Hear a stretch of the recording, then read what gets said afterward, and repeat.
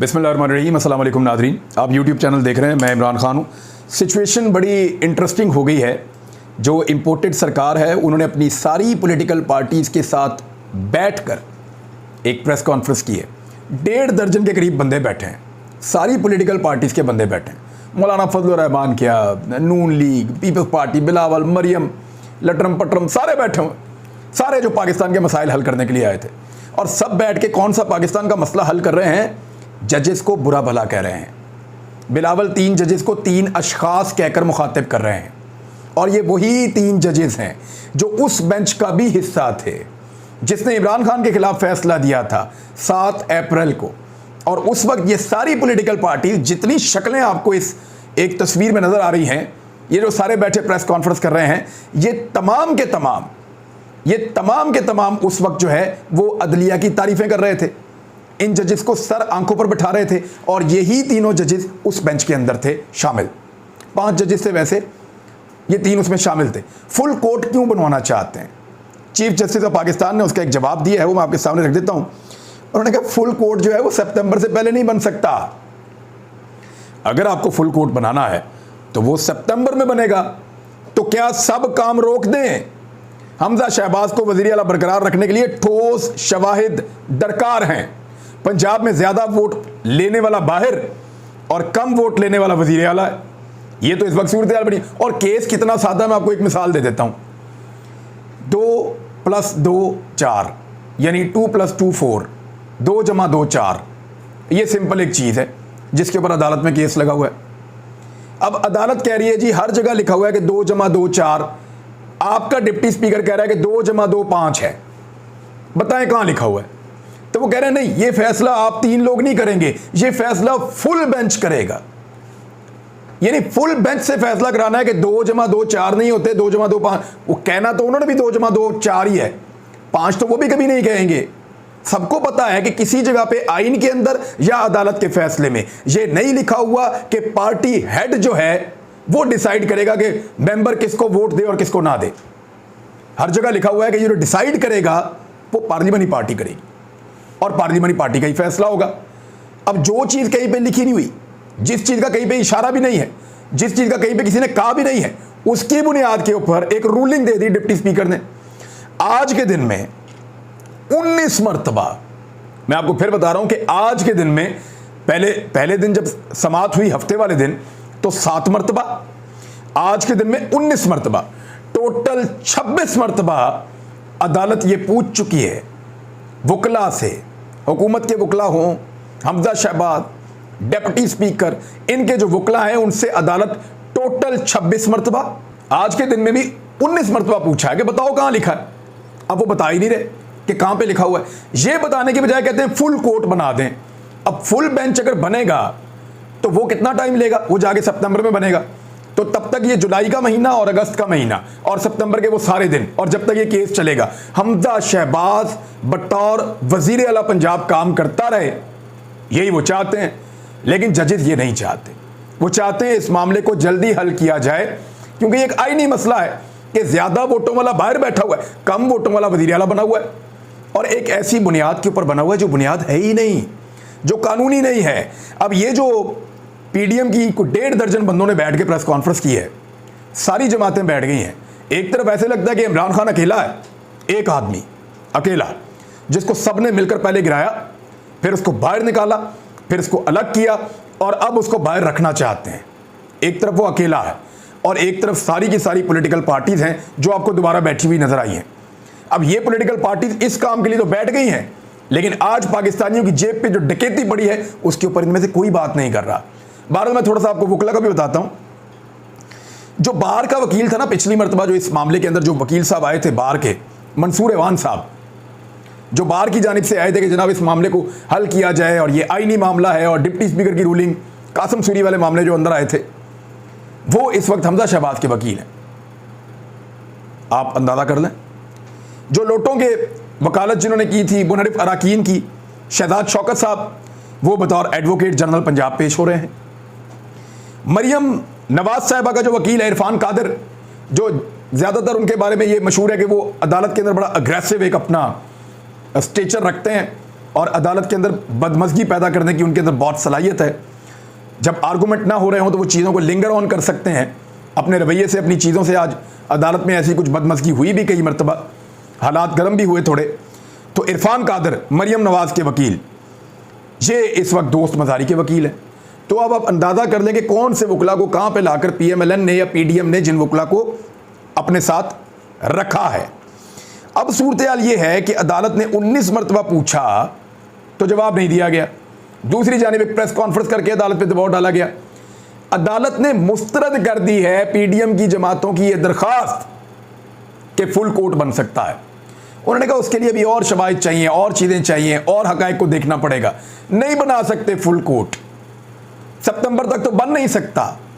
सितंबर में जाके बनाएंगे तो तब तक हमजा शहबाज वज़ीर आला पंजाब रहेंगे। वैसे मेरे ख्याल में हमजा शहबाज को और परवेज़ इलाही को दोनों को हटा के सितंबर में जाके बनाए फुल कोर्ट, और वो जाकर फैसला दे अक्टूबर नवंबर में, जब तक मर्जी वो चलता रहे, तब तक उस्मान बुज़दार को वज़ीर आला पंजाब बना दें तो फिर तो ये इंसाफ है मेरे ख्याल में, मेरी नज़र में। यहाँ पे बहुत सारे सहाफ़ी एक्सपोज हुए जिन्होंने बड़ा रोला डाला, बड़ा शोर मचाया, जजेस को गालियाँ दी, उनके ऊपर तौहीन की, उनके ऊपर हमले किए। लेकिन देखें, ये फैसला किसी के खिलाफ भी आ सकता है। ये फैसला नून लीग के खिलाफ आ सकता है, हमजा शहबाज के। ये फैसला परवेज़ इलाही के खिलाफ आ सकता है। जजेस केस को सुन रहे हैं, लेकिन आपने गौर किया कि परवेज़ इलाही या उनकी इत्तेहादियों ने कोई गालियाँ नहीं दी अदालत को, और नून लीग और उनके इत्तेहादी अदालत को गालियाँ दे रहे हैं। सोशल मीडिया के ऊपर उनके खिलाफ कंपेनिंग की जा रही है। बहरहाल चीफ जस्टिस ऑफ पाकिस्तान ने साफ कह दिया कि केस को मेरिट के ऊपर सुनेंगे। सोशल मीडिया के ऊपर जो कुछ हुआ उसके ऊपर भी अदालत के रिमार्क्स आए, लेकिन उन्होंने कहा कि अपने ज़मीर के मुताबिक फैसला करेंगे। 24 घंटे भी बैठना पड़ा तो फिर हम बैठेंगे। ये भी कहा कि आप शायद चाहते हैं कि आपके कहने पर फुल कोर्ट बना दें तो ठीक है, वरना नहीं। यानी इस किस्म की कंडीशन लगा दी है कि या तो फुल कोर्ट बनाए। अब राणा सनाउल्लाह क्या कह रहे हैं ज़रा उसको आप देख लें। राणा सनाउल्लाह साहब ने कहा कि फुल कोर्ट तश्कील ना दिया तो अदालती कार्रवाई का बाइकआउट कर देंगे। हमारी इत्तेहादी जमातों का मुतफ़िका फैसला है कि अगर फुल बेंच तश्कील नहीं दिया जाता जो जाके सितंबर में बनेगा, मेरे ख्याल में तो बनाएं फुल कोर्ट, फुल बेंच बनाएं, जजेस को बिठाएं, और तब तक के लिए उस्मान बुज़दार को वज़ीर आला पंजाब बना दें। तो हम अदालती कार्रवाई का बाइकआउट करेंगे। तमाम सियासी जमातों ने मुअज़्ज़ज़ अदालत उज़्मा से इस्तदा की है कि वज़ीर आला पंजाब के इंतखाब के मामले पर फुल कोर्ट तश्कील दिया जाए। इससे अदालत की इज्जत में इजाफा होगा। हमारी इस्तदा है कि नज़रसानी पटिशन और मुतालिका पटिशन सबको इकट्ठा सुना जाए। इलेक्शन कमीशन ने 25 अरकान को पार्टी हेड इमरान खान की हदायत ना मानने पर डीसीट किया था। नहीं, बिल्कुल नहीं। वो जो डीसीट हुए थे वो महमूद रशीद ने पार्लिमानी पार्टी के अंदर से बाकायदा लेटर जारी किया था पार्लिमानी पार्टी की मीटिंग के बाद, और उसने सबको बाउंड किया था कि आप सब ने वोट डालना है परवेज़ इलाही को। लेकिन उन लोगों ने जाकर वोट डाल दिया हमजा शहबाज को। तो उस बुनियाद पर जो पार्टी का हेड है इमरान खान, उसने कानूनी कार्रवाई करवाते हुए इन सबको डीसीट करवाया था। यही है तरीक़ाकार। इसके 4 स्टेप होते हैं।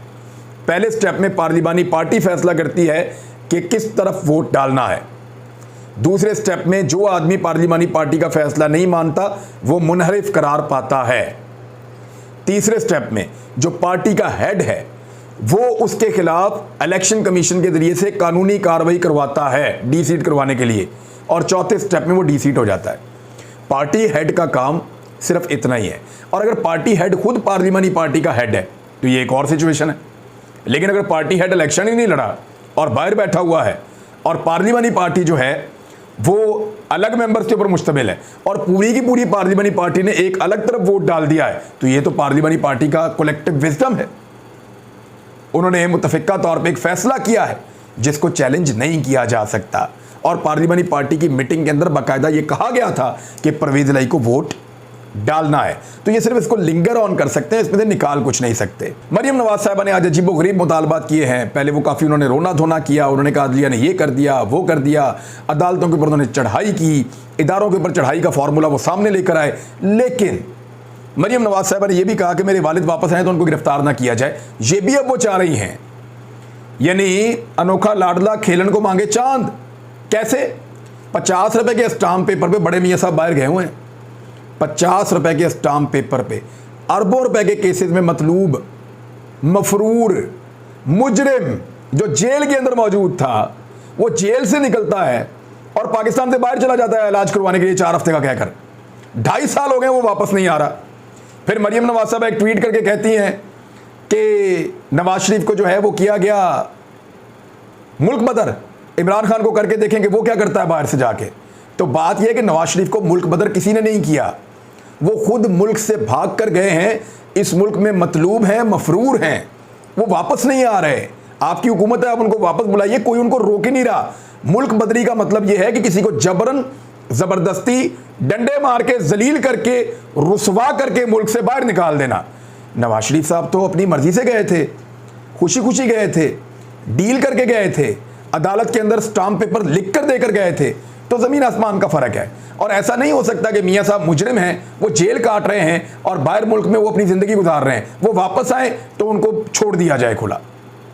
वैसे ये अनोखा ही काम है, पाकिस्तान में हो जाता है। मरियम नवाज साहबा खुद मियाँ नवाज शरीफ की अयादत के बहाने बाहर हैं जेल से। अब तक नवाज शरीफ की अयादत के बहाने मरियम नवाज जेल से बाहर हैं, और अयादत करने के चक्कर में इन्होंने पूरे पाकिस्तान के अंदर जो है वो सियासत कर ली है। लेकिन अयादत करने के लिए बरतानिया तो जा नहीं सकती, पासपोर्ट इनका अदालत के पास है। अब वो पासपोर्ट अदालत से वापस कैसे लेना है, वो एक अलग किस्म की शर्मिंदगी है। तो बहुत बुरी तरह PMLN अपने बयानिए समेत आकर फंस गई है। शरीफ खानदान के अंदर झगड़ा शिद्दत इख्तियार कर गया है। तलत हुसैन साहब जो सीनियर जर्नलिस्ट हैं, उन्होंने जब पोल खोले तो उसके ऊपर सलमान शहबाज उनके गले पड़ गया, और सलमान शहबाज ने उनको ऐसे ऐसे ताने देना शुरू कर दिए हैं सोशल मीडिया के ऊपर जो जेब नहीं देते। ये सलमान शहबाज वो आदमी है जिसने बहुत करप्शन की है, शहबाज शरीफ को फंसाने के अंदर इसका सबसे बड़ा हाथ है। और सलमान शहबाज ही वो शख्स है जिसने आधे खानदान के अकाउंटों में पैसे डाल डाल के सबको फंसाया हुआ है, और इसकी वजह से खानदान का एक बड़ा हिस्सा पाकिस्तान में नहीं आ रहा। बेचारे जो शरीफ लोग हैं वो भी पाकिस्तान से बाहर बैठे हुए हैं अपनी इज्जतें बचा के, और इस आदमी ने वो गंदा खेल शुरू किया था करप्शन का। अब सलमान शहबाज वो आदमी है, जब शहबाज शरीफ साहब किसी मुल्क में दौरे पे जाते हैं, ये VIP गेस्ट बन के साथ लग जाता है। भी मफरूर है, अदालतों को मतलूब है, अदालतें इसको ढूंढ रही हैं, इश्तिहारी है। जैसे ही वो किसी मुल्क में जाते हैं शहबाज शरीफ ये उनके वफद के अंदर शामिल हो जाता है, प्रोटोकॉल लेके, VIP बन के, VVIP बन के। तो ये वो वाला सलमान शहबाज है जो इस वक्त तलत हुसैन साहब को ताने दे रहा है, जो पाकिस्तान में मौजूद हैं, और खुद ये पाकिस्तान वापस नहीं आ सकता। तलत साहब ये बता रहे हैं कि कौन पैसे खर्च करके मरियम नवाज और नवाज शरीफ के खिलाफ साजिशें करवा रहा है, और शहबाज शरीफ के खानदान में से है। तो अचानक इस आदमी को आग लगती है और ये गले पड़ जाता है कि लंदन में ये हुआ था, आपको ये कहा था, वो बातें भी हुई थी। तो ये अपनी कहानियां सुनाना शुरू कर देता है। तो अंदर लड़ाई तो खूब चल रही है पार्टी के अंदर, लेकिन इसके बावजूद मरियम नवाज हमजा शहबाज की वजारत आला बचाने की कोशिश कर रही हैं। क्यों? वो इसलिए कि वजारत आला गई तो वजारत उस्मा भी गई, और आगे सियासत भी गई। सियासत का तो बेड़ा गर्क हो गया। सेंट्रल पंजाब के अंदर पाकिस्तान तहरीक इंसाफ ने यहाँ पे झाड़ू फेर के रख दिया है, इतनी सख्त धांधली के बावजूद। और जब जनरल इलेक्शन होंगे तो वो क्या हाल करेंगे, ये आप सबको आइडिया है, ये सबको पता है। तो इसलिए इलेक्शन में जाना नहीं चाहते, शहबाज शरीफ साहब को वज़ीर आज़म रखना चाहते हैं। और शहबाज शरीफ वज़ीर आज़म तभी तक रह पाएंगे जब तक पंजाब में हुकूमत नून लीग की है। अगर पंजाब में नून लीग की हुकूमत गई तो उसी दिन खेल ख़त्म। और इस बात का सबको पता है, मौलाना फजलुर रहमान को, MKM को, पीपल्स पार्टी को, PMLN को, ANP को, जमातें, हर जमात जानती है ये बात, सब जमातें ये जानती हैं। इसीलिए सारे के सारे मिलकर बैठ के अदालत के ऊपर दबाव डाल रहे हैं। लेकिन मुझे ऐसा महसूस हुआ कि अदालत शायद दबाव में नहीं आना चाह रही, और अदालत अब इस मामले को मंतकी अंजाम तक आने वाले दिनों में पहुंचा देगी। डॉलर के साथ क्या हुआ जरा ये देखें आप। डॉलर 4 रुपए मजीद इजाफे के साथ 232 रुपए से ज्यादा का हो गया है। 232 रुपए से ज्यादा का डॉलर हो गया है। जब ये हुकूमत में आए थे ना तो 178 रुपए का था, जब ये तहरीक अदम एतमाद लेकर आए थे 178 रुपए का, 22 रुपए वो और 32 रुपए ये, 54 रुपए डॉलर की कीमत बढ़ गई है। इमरान खान ने 4 साल में डॉलर की कीमत इतनी नहीं बढ़ने दी जितनी इन्होंने 4 महीने से पहले बढ़ा दी है। ये है इनका तजर्बा, और ये इनके लाने वालों की कारकर्दगी है। इनके सहूलतकारों को और इनके हैंडलर्स को शीशे के अंदर जाकर देखना चाहिए कि उन्होंने हमारे मुल्क के साथ क्या किया। बेड़ा गर्क कर दिया, पाकिस्तान का कारोबार तक डबो दिया, कोई चीज पाकिस्तान में चलने दे। 232 रुपए का 1 डॉलर हो गया है, 4 रुपए एक दिन के अंदर महंगा हुआ। और वो साले हुकूमत बनाने के लिए, सारे के सारे हुकूमत बचाने के लिए बैठे हुए हैं।